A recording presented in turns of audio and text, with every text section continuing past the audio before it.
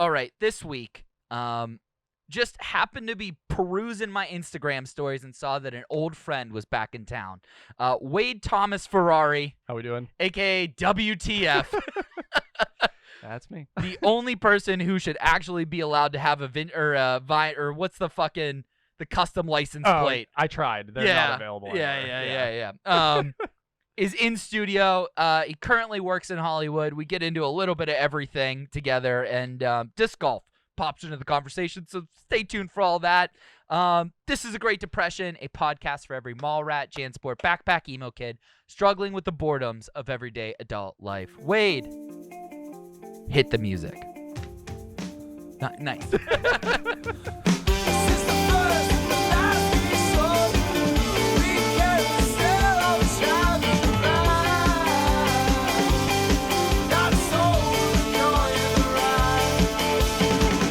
We are broadcasting from the Union Fitness Studios. Union Fitness is more than traditional gym. It's a place where you can transform yourself inside and out, based around a variety of classes like fitness, yoga, strength, and performance training.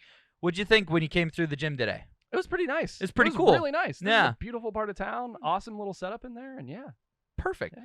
At Union Fitness, they believe it is their duty to hold themselves and their clients to a higher standard. They practice what they preach and uphold the values that make Union Fitness the community that it is. Go to unionfitness.com today and sign up for a consultation. Through Union, there is strength. We're going to pick up on the conversation. Like, I literally just was like, we have to start recording, hit recording, and just kept talking. So if you're like, what the fuck are they talking about? Just stay with us for a second. We'll get you caught up. Enjoy the podcast. So you're talking about whether or not the theaters, or because HBO broke contract with theaters, if this could lead to the rebirth of movies Sure. as being top dog, because right now we're in a TV boom. That's kind of essentially where the conversation was going, to pick everybody up. Now, I want to rope in a conversation that we used to have on Thoughts from the Movies all the fucking time, and Justin and I were at each other's throats as to who was right.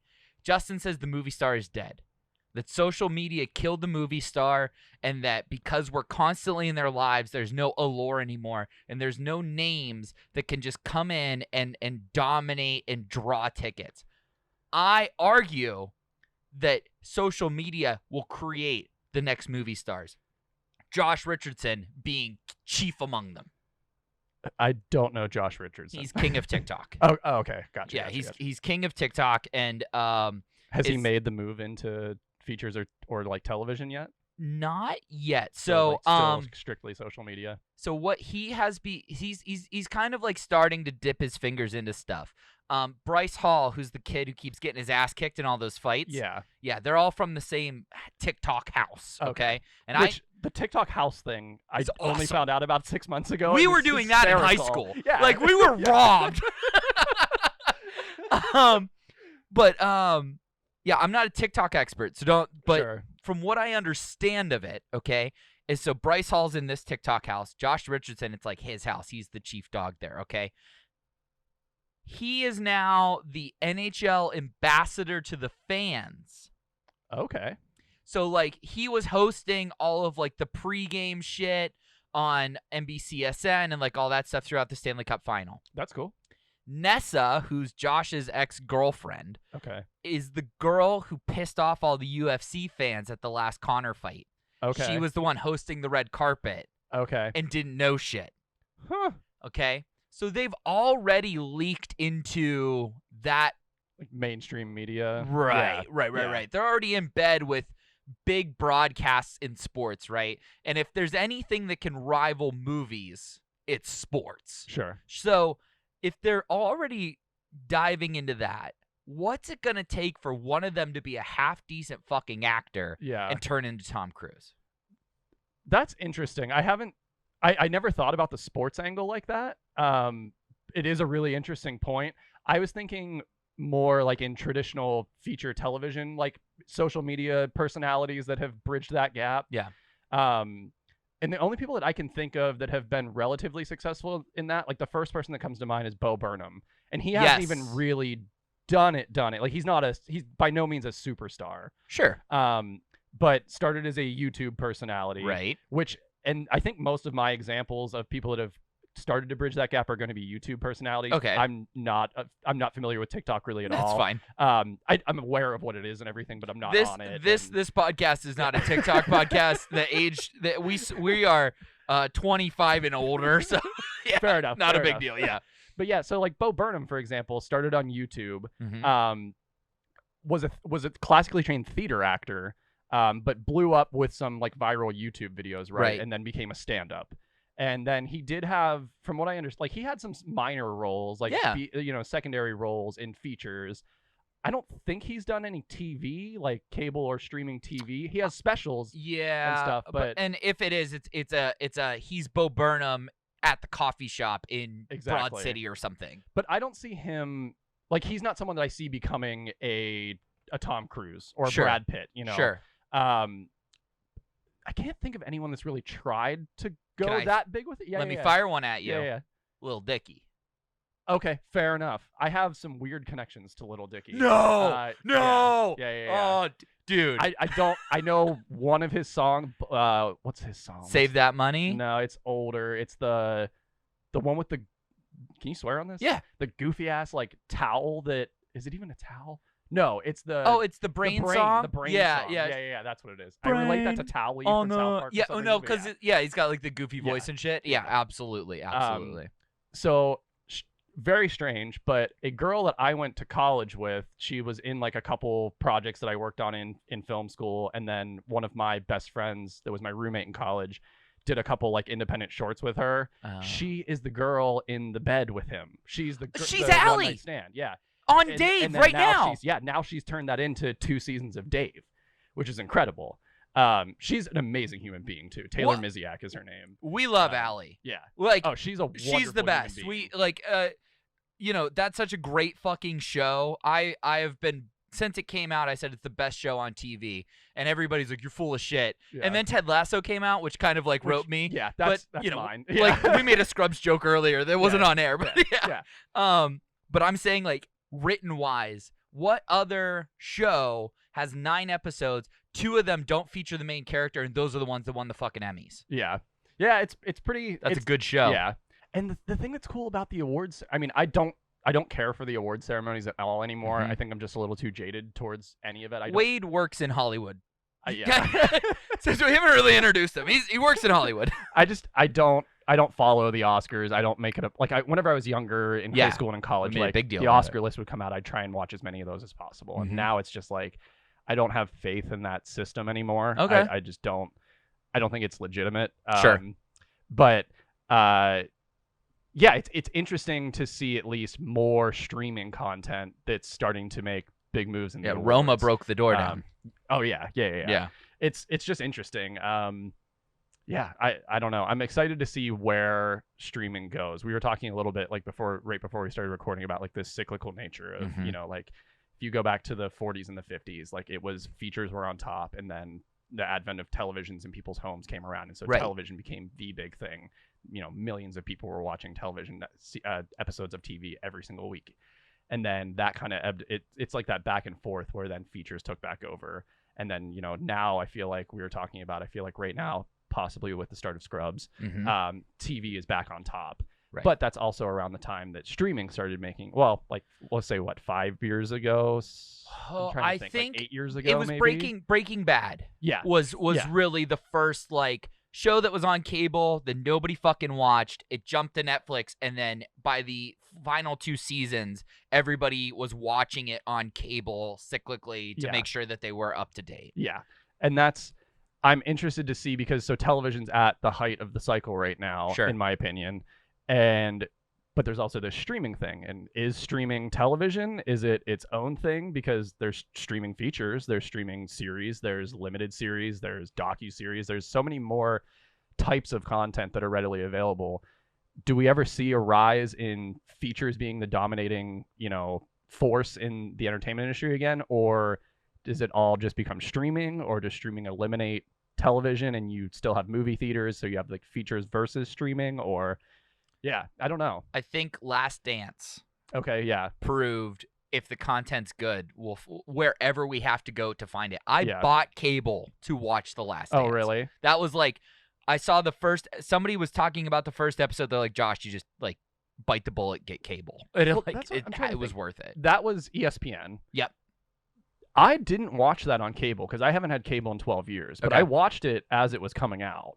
So was that there was maybe a a way to cable do login? HBO or something like Yeah. that. Yeah. I have like a couple friends' cable logins, and so it's like we just bounce back and forth between NBC Sports. Hashtag and whatever. millennial. Yeah, exactly. Exactly. So yeah, I don't know. And that's the other thing is like a lot of these cable exclusive things, you can still watch them, not live, but the same night that they're premiering with a cable login. Same thing with like Rick and Morty.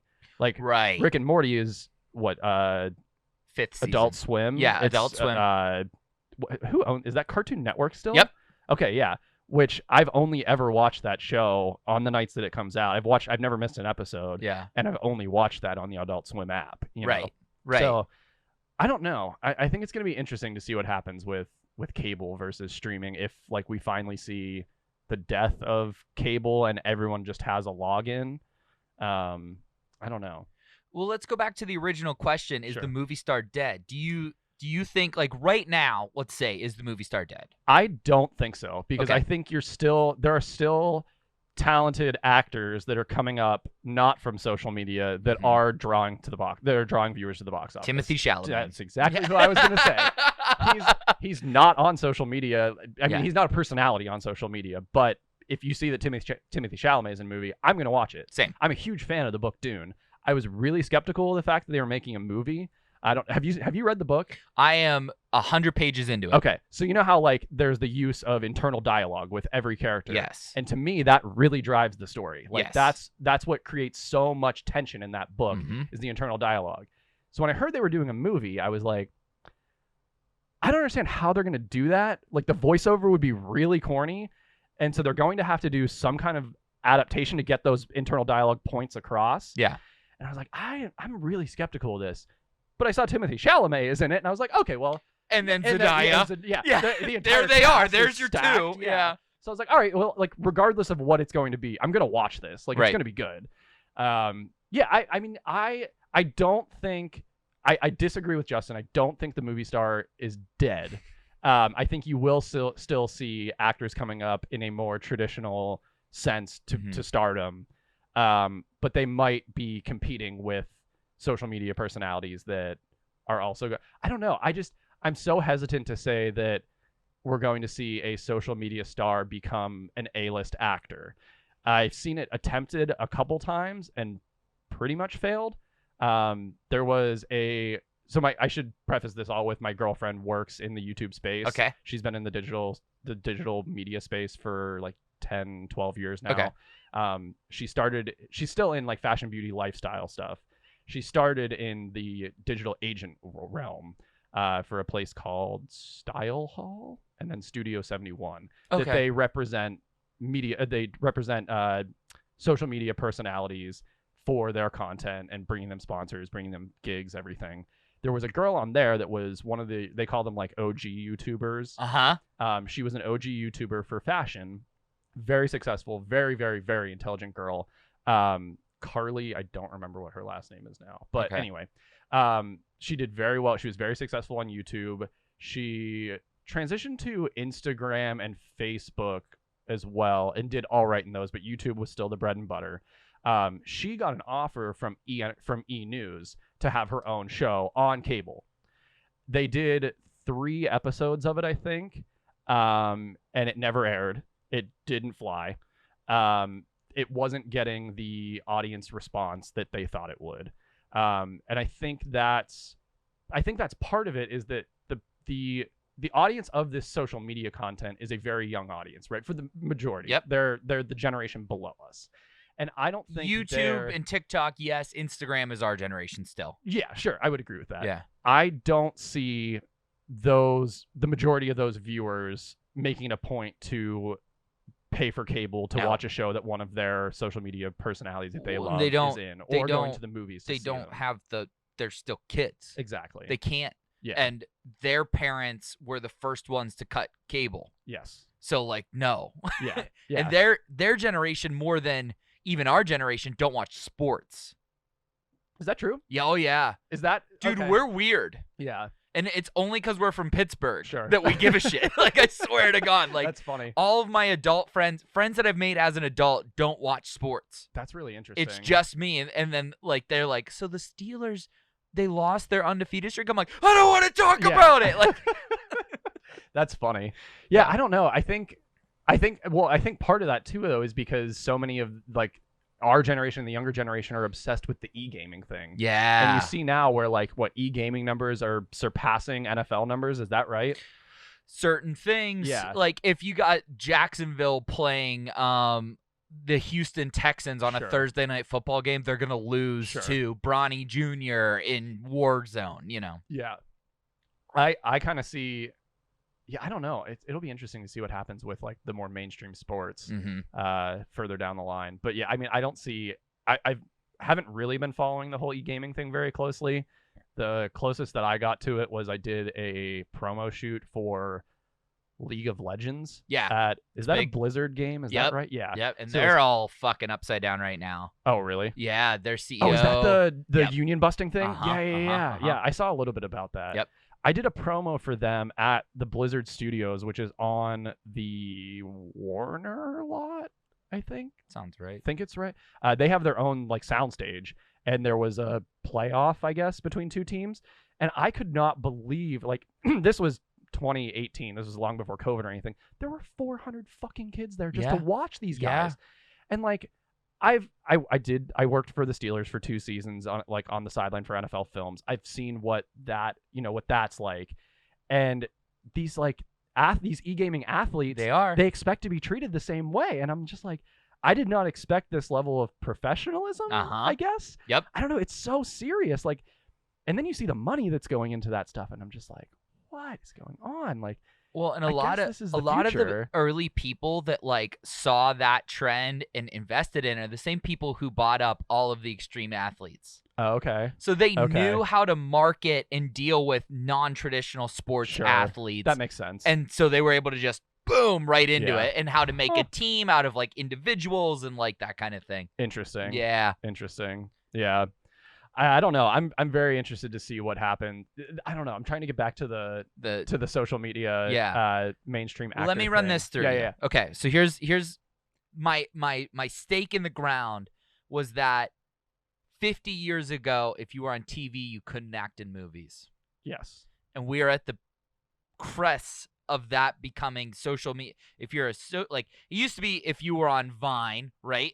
Vine star could never make it to TV. Right. And then some of them made it on SNL, and then some of them kind of like became good writers or something and leaked in. Right. So now as TikTok and social media influencers are the biggest, like Josh Richardson has more followers than Tom Brady, to give you like a fucking mind blowing thought. Right. Wow.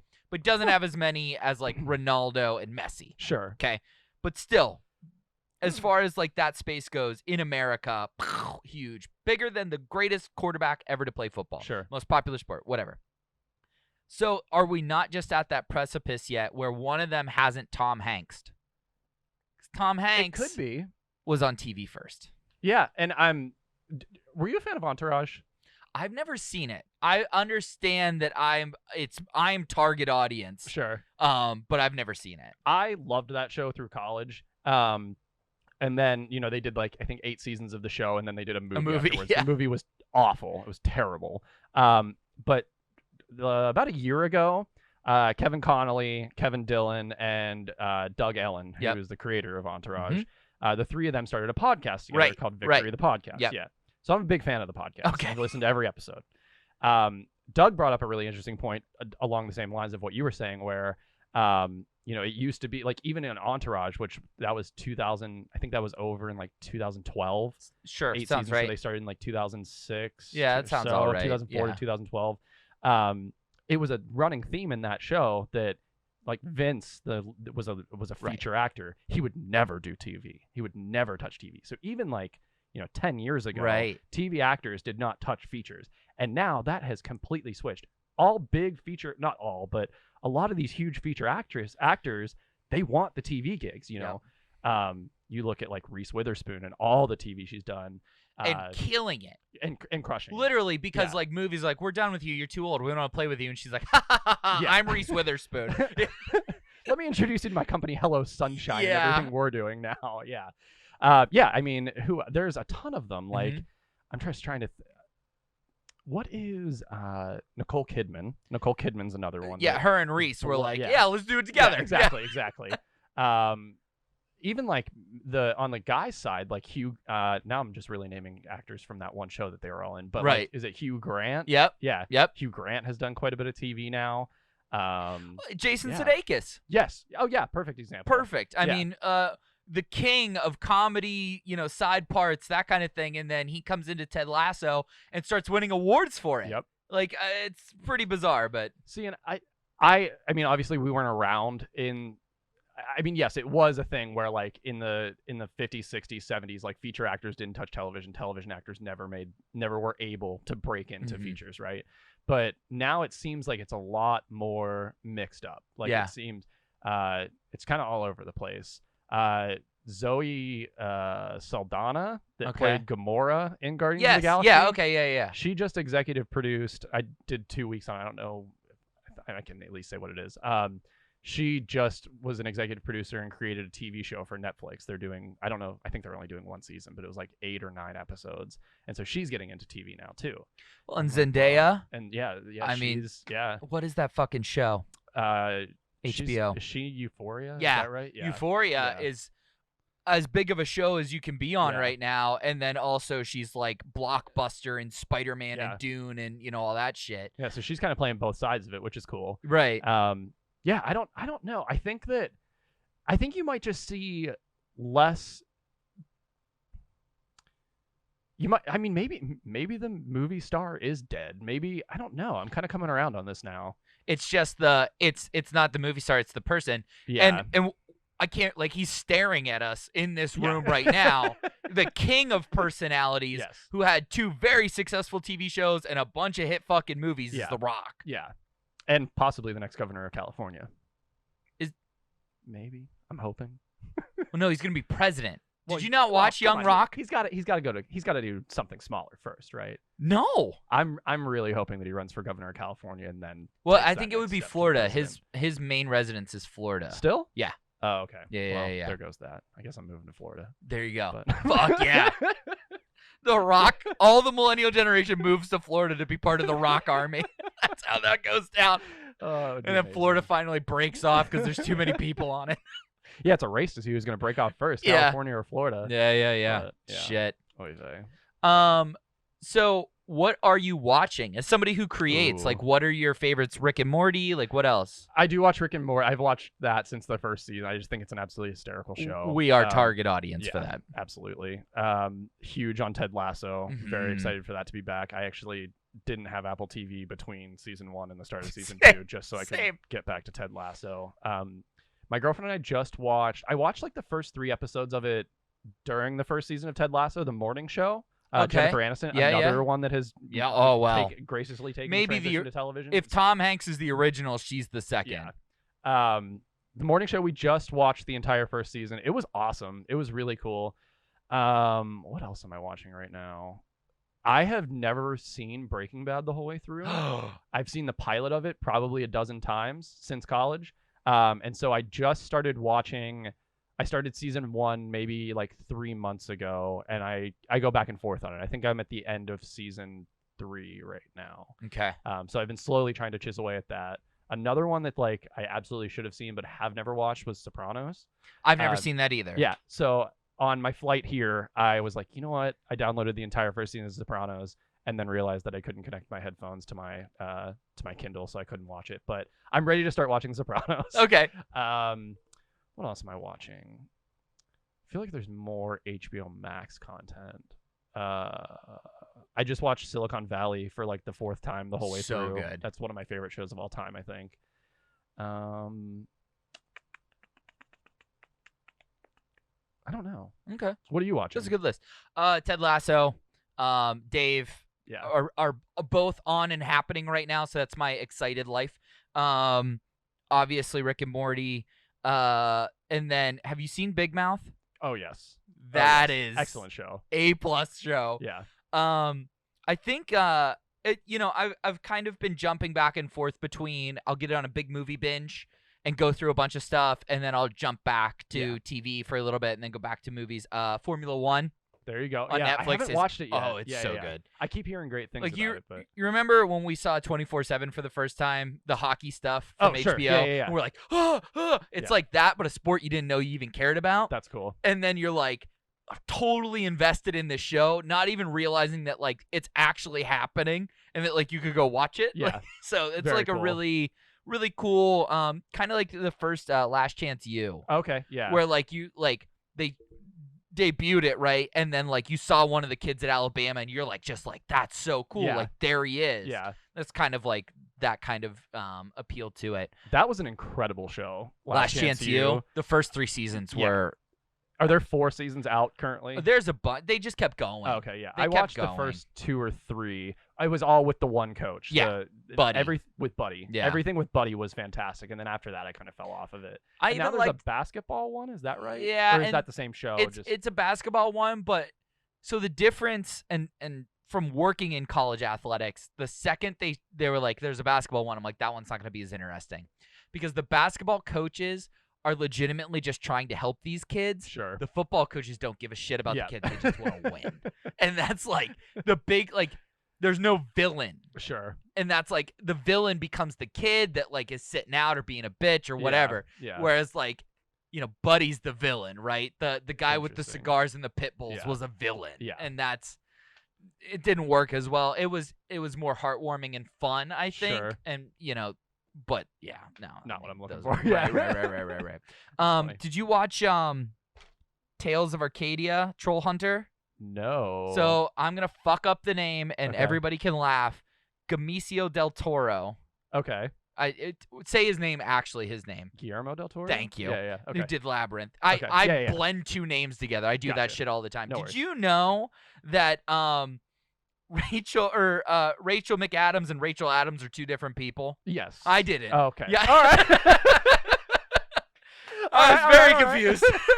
I was like, oh, that's Rachel McAdams. No, that's Rachel Adams. Well, is there a Rachel McAdams? Yeah, she's Regina George. Oh, Oh. okay. So Rachel Adams is in the Alien movie? Yes. Okay. All right. I think I got this. And then, it's all fucked up again. And It's then, fine. I do that all the time. We were watching the morning show with Reese Witherspoon. yeah. And the entire time I thought that was Amy Adams. And so like we got Oh. 6 episodes in and I was like, why did Amy just do that? And my girlfriend's like, who is Amy? I'm like, Amy Adams. She's like, that's Reese Witherspoon. Right. How do you...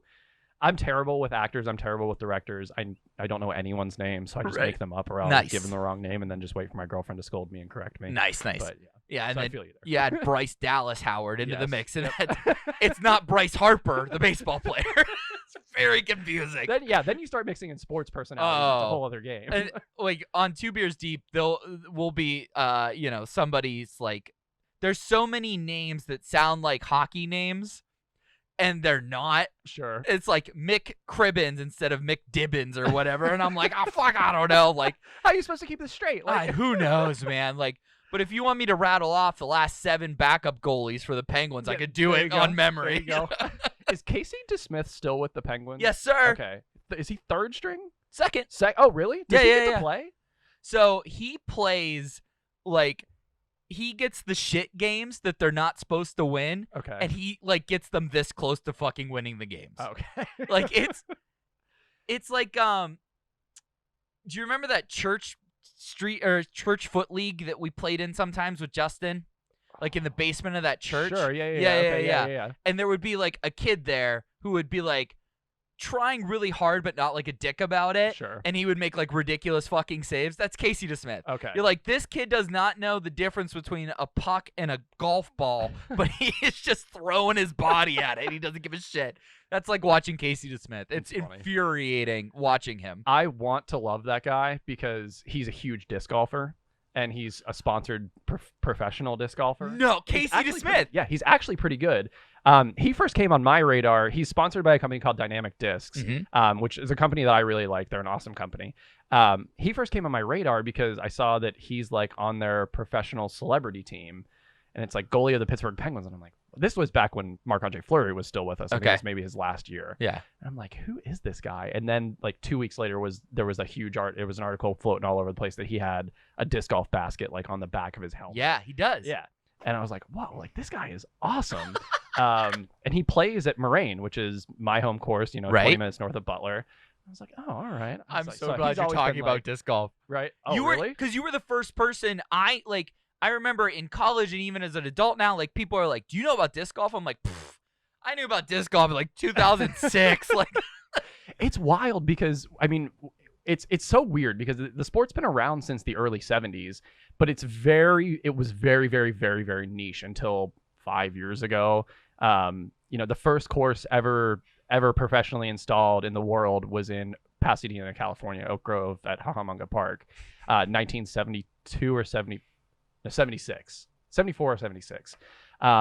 But we were so fortunate growing up because Moraine State Park, it's technically called Lakeview Disc Golf Course that I'm reminded every time I check in on the scorecard app. But Moraine, as far as I've always known it, that's consistently ranked one of the top 10 courses in the world every year for the last 15, 20 years. And like, it was just in our backyard. So like this thing that we would just go and play for fun is like a course that people are like, it's like a mecca. Like people are traveling to come to this course. It's so weird that the sport has been crazy because it's so tiny and there's always been a professional scene. I didn't know about that until after college. I think cornhole's the same way. Yeah, exactly. You see it on ESPN2 and stuff now, and it's like, but yeah, it's disc golf's in a really interesting spot right now. The lockdown like exponentially grew the amount of people that are playing disc golf. Now it's like it's a burden to go to the courses in California because there's so many people playing. There's a backup on every hole. Whereas before, like I could go any day of the week. I could go Saturday at noon and I'd have the course to myself. You might see 2 or 4 other people playing. And now it's like there's like even at Nob Hill in Cranberry here, there's like you have to book a tee time to go play. I remember when that course opened, and I never saw anyone playing it the first 3 times. They sent you an email, they're like, please come play our course, and now you have to book a tee time. And I'm like, well, all right, like, okay. I'm glad, like, for the last 10 years or so, there's been this hashtag grow the sport in disc golf. Hashtag grow the sport. They want to get it big enough. Like every 4 years, they're like, when is disc golf going to be in the Olympics? When is the professional market going to see some real sponsors? And there's been small strides. It's always been hashtag grow the sport, get more people involved. And now it's blown up and it's awful. I hate it. And so I'm like, hashtag stop growing the sport already. Like, I just want to play my hippie sport with no one else there. Like, y'all are taking this way too seriously. Can't even smoke weed out there anymore now. There's like, got people getting busted. It's wild, man. That's so cool. It's been cool to see. I mean, like the Tiger Woods of disc golf, Paul Macbeth. He's from Huntington Beach, California. He's been the biggest name in the sport since I was in high school. I mean, we would get a disc that had his signature and his signature disc, his name on it. And I was like, oh, this is cool. Like, I have no idea who this guy is. I've never seen him play or anything before, but apparently he's like the Tiger Woods of disc golf. And he signed a $4 million contract for a 4-year deal. I think that was 2 years ago. Yeah, and so like there's finally some real money coming into the sport. Do you know who Brodie Smith is? Is that the guy that hit that epic shot that was all over the internet? That was James Conrad. Oh, okay. All Brodie right. Smith he was a YouTube personality, Dude Perfect. He was an ultimate frisbee player. Is it Dude Perfect? I think or Perfect. Yeah. I think it's Dude Perfect. We don't like Dude Perfect. Yeah. I don't think many people do. No. He came from that though. He was like a national ultimate frisbee player, really big in that scene. I know he was like huge on YouTube. He had a really dedicated following. And I think around the same time that Paul signed that contract, he got into disc golf. And so it's been really interesting to see, like, I mean, he brought a ton of people into the sport. And so it's just been interesting seeing like these growing pains within the sport. You have bigger personalities coming in now. And real money coming in. Still not real sponsors per se. It's mainly, the disc golf companies that are sponsoring a lot of the stuff. But they're making a lot more money now because so many more people are buying frisbees. It's just, it's a really interesting time in disc golf. It's exciting to watch from the sideline. I want no part of it. I did that for a little while and it was a nightmare. But I'm happy to watch it from the sideline. That's we got into me and a couple of my friends got into cornhole like that right out of college, and that was like our thing, and like we played in like a local league that wasn't too competitive or whatever, and then like we started to get a little too good for that because we would like actually practice and play on the weekends and shit. And then like now a couple of them are trying to get to the ACL. There you go. And it's like this, like I'm so emotionally attached to their, like I'm like every week like, wow, how'd you do? What'd you score? Yeah. You know? And then like I get reminded, like occasionally I retired a champion in the league. Like we won the last league match or, you know, season before COVID. And I was like, all right, I'm done. Yeah. Like I that was a lot of fun, but I was like on a trio and I was the worst player by a country mile, right? But then like on the 4th, I'm just throwing bags at my friend's house and like people are like lining up like to learn and they want to watch me and like all this shit. And I'm like throwing bags. I'm like, guys, I'm really bad. Like, I don't think you understand. Like, yes, I put all 4 on the board and that seems miraculous to everybody, but like all 4 should have went in. Yeah. And so the next weekend, my his partner dropped out last minute at one of these like competitive tournaments. I went just like, I was like, I'll fill in. Yeah. Fucking got smoked. I didn't like, I put all 4 on. I was like, yeah. And then like the other person put 4 in. And I was like, uh-oh. Yeah. That's that. How does the ACL work? So like, I'm familiar with the game. I've played it at parties and stuff. And I've seen just in passing, it's, you know, like you see the ACL on ESPN2. But like, the ACL is the national governing body? Yes. International governing? Yes. Okay. American Cornhole League. And it's amateur status, and then you go to invitationals and you try to get a pro card similar to like a bodybuilding or a powerlifting or something like that. And then once you're in, it's up to you to go compete. Okay. And then they take their top tier guys and they put them on the ESPNs. They send them to Vegas. Right now, Ryan Smith, who we've interviewed, big fan of Ryan Smith. But Ryan Smith is playing with like I forget who. He played with Beast Mode last year. Like interesting. Yeah. So like a celebrity pro-am. Yeah, it's a celebrity pro-am mix kind of thing. But yeah, it's like Ryan Smith's like one of the stars of the league now. Like we interviewed him 2 or 3 years ago now when he was like just starting to come up, and now he's like this big he's got his own signature gloves and like all this other shit. It's really fucking cool. Yeah. So now, like having an understanding of how the pro disc golf scene works to another niche sport, is he making like this is his full-time job? Right? It wasn't 2 or 3 years ago. Now it is. Yeah, now it is. So is he living comfortably, or is he is he raking in it? Like no, because like what kind of money are we looking at if he wins like the national championship? Here's the difference between disc golf and cornhole. Disc golf's a hippie sport. Cornhole's a southern sport. Fair enough. Okay. Bush's Baked Beans, Southern Comfort. They all Jack have the Bush's Daniels. jerseys on. I noticed. They all have the Bush's jerseys. Yep. Okay. All those giant corporations fund these tournaments. So there's big money in this. Livable. It's not PGA money. Sure. But it's like he's making $100,000 a year playing cornhole. Yeah. You know, and that's like he lives in Maryland. That's super livable. You know what I mean? Yeah. He's not living in a van, scrounging tournament to tournament. No. I mean, and like a lot of the guys like that we know that play in the local circuits and are really good and come and win money, they make like maybe $20,000 a year. That's awesome. Right? Yeah. Just like, you know, that's a car, a down payment, or, you know, whatever. But absolutely. Yeah. It's just been so much fun. I mean, like it sounds like it's the same thing with cornhole as it is for disc golf, where it's just so much fun to see. And I think pulling this back to like the streaming thing, because streaming offers these opportunities for viewership, it's really cool to see these niche sports become so much more of a thing. Yeah. Where there's a professional market for it. There's real viewership on it. And these people can like, I mean, it's entertainment to us, but like they can make a living off of just doing this really niche sport, you know? Well, and like, so, you know, people make fun of golf and tennis. They say it's an activity, not a sport, because you can play it your whole life. Sure. Right? That's what cornhole and disc golf are Absolutely. too. You can play that your whole life. Absolutely. And that's like, there's something really rewarding the older you get about that thing you can watch on TV and then go out in your backyard and do. Yeah. Because like, even just like playing beer league hockey, like my body just is like, no, we're not fucking doing this shit anymore. Like we used to be able to do it really well, but now we're like, I don't think so. Yeah. And like even just taking like my godson ice skating, like I pulled my boots off, my ice skates off, and I had to stick them into the snow because my feet hurt so bad, right? But like I go pick up a bag throw this weekend and be like, Absolutely. that was a blast. Yeah, You know? exactly. That's why I transitioned from ultimate frisbee to disc golf in college. Was I played ultimate for the first 2 years of college, and then I was like, you know what? I hate running. Like Yeah. I'm not gonna go out and run 2 miles every morning to stay in shape for this. This disc golf thing's pretty cool, and I can drink a beer while I'm Yep. playing 18 holes and just walk around in the woods, and it's very relaxing.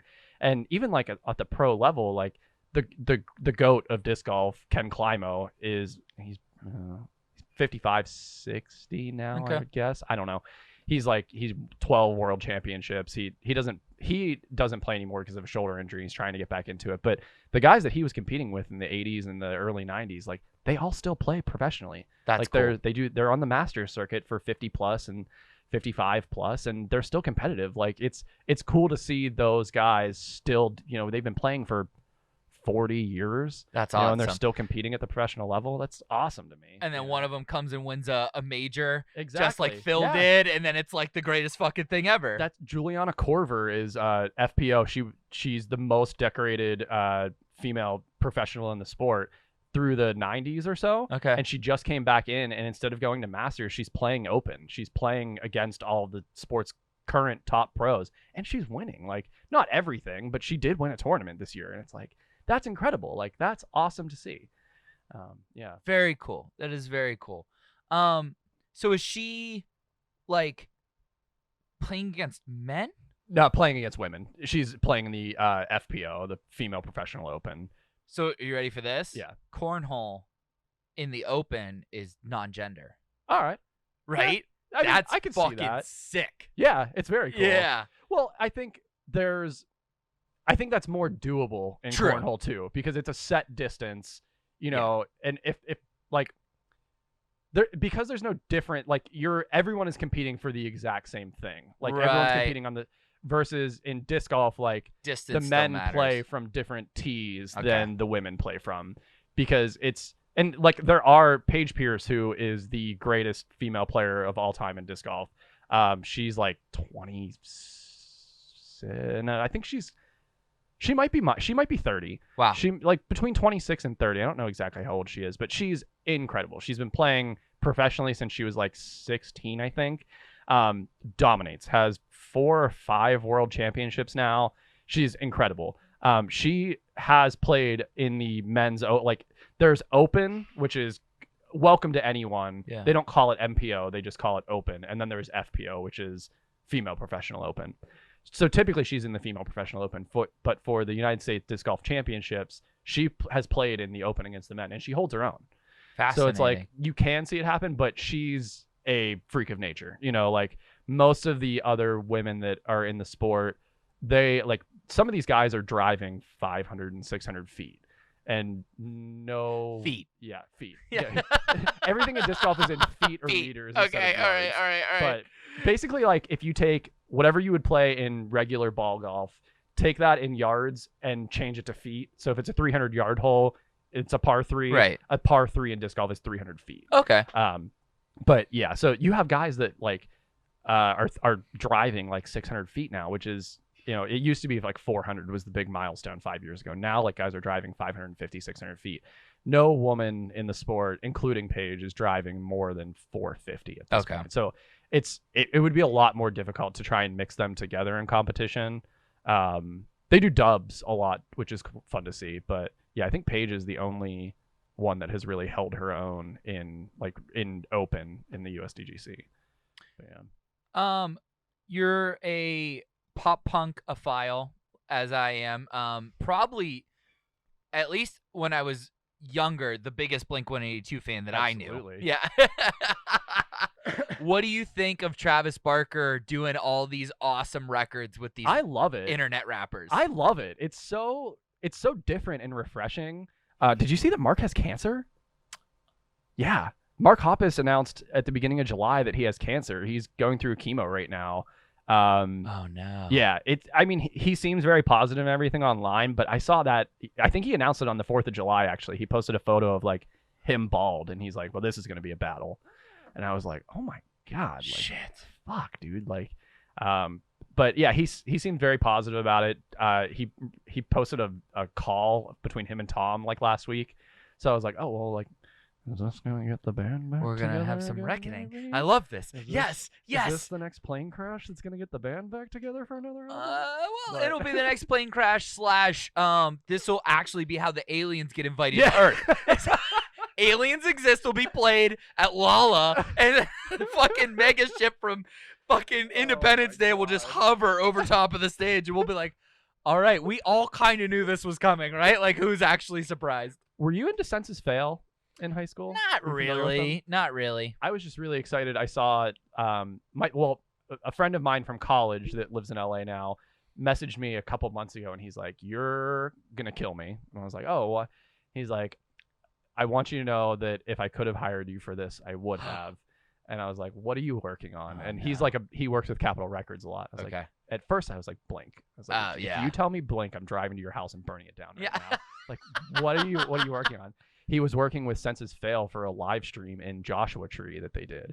And it premiered last week. They did, I forget what album it was, but then yesterday was the Let It Unfold You live Nice. in Joshua Tree.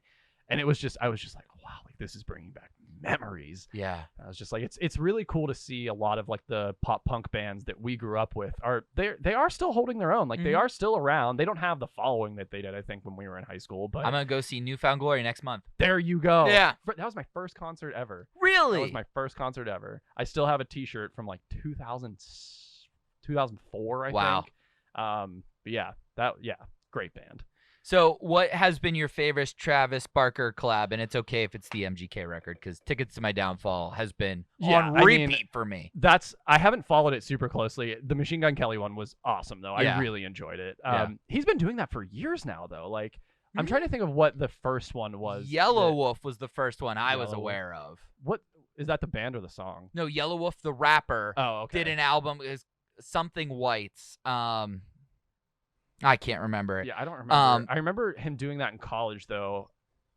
I don't know. Yeah, I think I don't know. I just think it's really cool. I love the mix up of industries. Like, you remember back in the day, like the punk goes crunk, punk goes whatever albums. I always thought all of those mashup albums were super cool.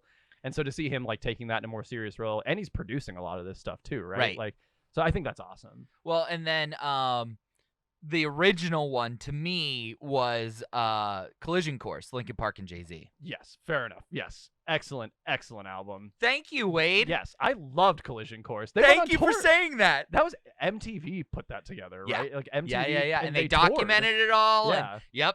It was awesome. So everybody that turns off Encore at Union Fitness, you're fucking dead. It happened like 2 days ago. Somebody like skipped by it, and I went up and I was like, fuck you, and then put it back on.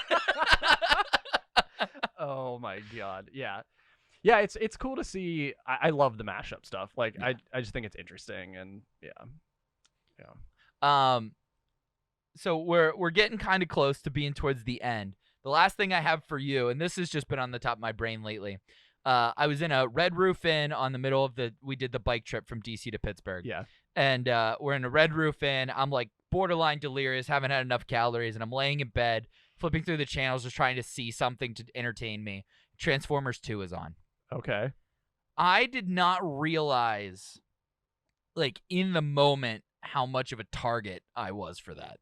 Like, I am the target, like, literally, like, when they were designing the movie, they put me up on the fucking wall, and they're like, this is the guy we're appealing to.